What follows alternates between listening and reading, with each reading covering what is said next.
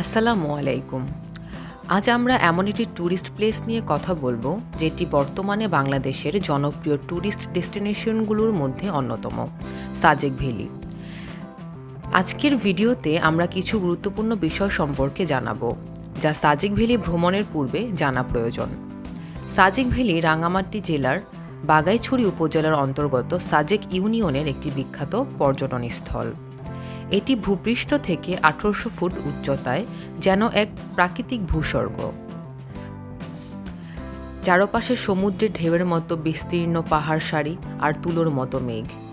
এরই মধ্যে মাথা উঁচু করে দাঁড়িয়ে রয়েছে নৈসর্গিক সাজেক ভ্যালি।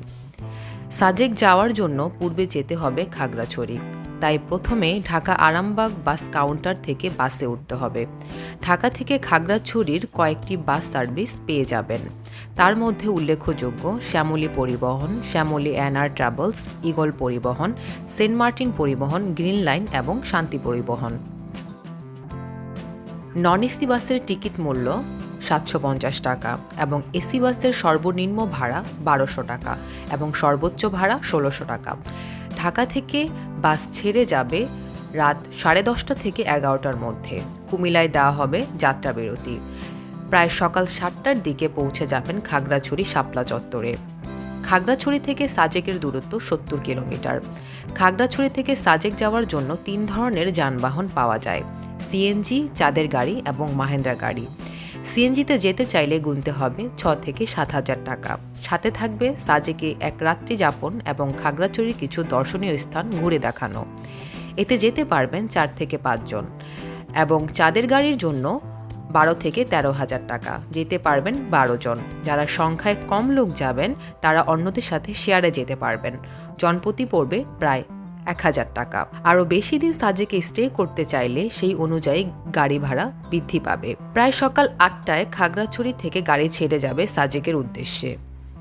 সকাল 10টা থেকে 10:30টার মধ্যে পৌঁছতে হবে 10 নং বাগাইহাট পুলিশ ও আর্মি ক্যাম্পে অনুমতির জন্য। একদিনে 2 বার সকাল 11টায় এবং দুপুর 3টায় সেনাবাহিনীর স্কট ছেড়ে যায় নিরাপদে সাজেকে পৌঁছে দেওয়ার জন্য।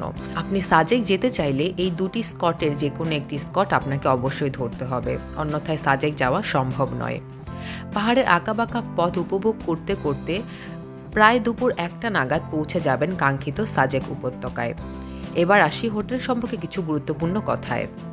সাজেকে হোটেলের সংখ্যা তুলনামূলক কম, তাই সবচেয়ে ভালো হয় সাজেকে আসার পূর্বে হোটেল বুক করে আসলে। হোটেল সংখ্যা কম হওয়ার কারণে হোটেলের ভাড়া অনেকটাই বেশি।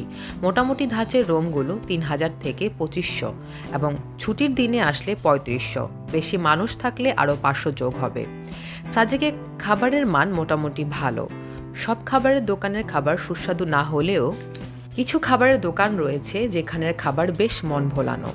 সাজেকের সবচেয়ে জনপ্রিয় এবং মজার খাবার হলো ব্যাম্বো চিকেন, যার দাম পড়বে 700 যদি দেশি মুরগি হয়, আর ব্রয়লার হলে 500। এটি খেতে পারবেন প্রায় 4 জন।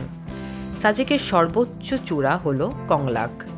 রুইলুই পাড়া থেকে ট্রেকিং করে কংলাক পাহাড়ে যাওয়া যায়।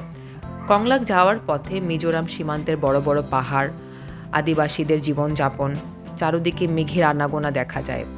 কংলাক পাহাড়ে যাওয়ার সর্বোত্তম সময় হলো ভোরবেলা। কংলাক থেকে আপনারা সূর্যোদয় এবং সূর্যাস্ত দেখতে পারেন। আপনারা চাইলে ঘুরে আসতে পারেন ঐতিহ্যবাহী লুসাই গ্রামে, যেটি রুইলুই পাড়ার হেলিপ্যাডের কাছে। প্রবেশ মূল্য মাত্র 30 টাকা। চাইলে আপনি লুসাই গ্রামে রাত্রি যাপনও করতে পারেন। আর লুসাইদের ঐতিহ্যবাহী পোশাক পরে ফটোশ্যুট করতে চাইলে গুনতে হবে 100 টাকা। সাজেকে গেলে অবশ্যই একটি রাত না কাটিয়ে আসবেন না। পাহাড়ের চূড়ায় মেঘের কোলে এবং এমন উৎসব মুখর পরিবেশে রাত কাটানোর অনুভূতিটা একেবারেই অন্যরকম। আপনাদের সাজেক ভ্রমণ শুভ হোক। ধন্যবাদ।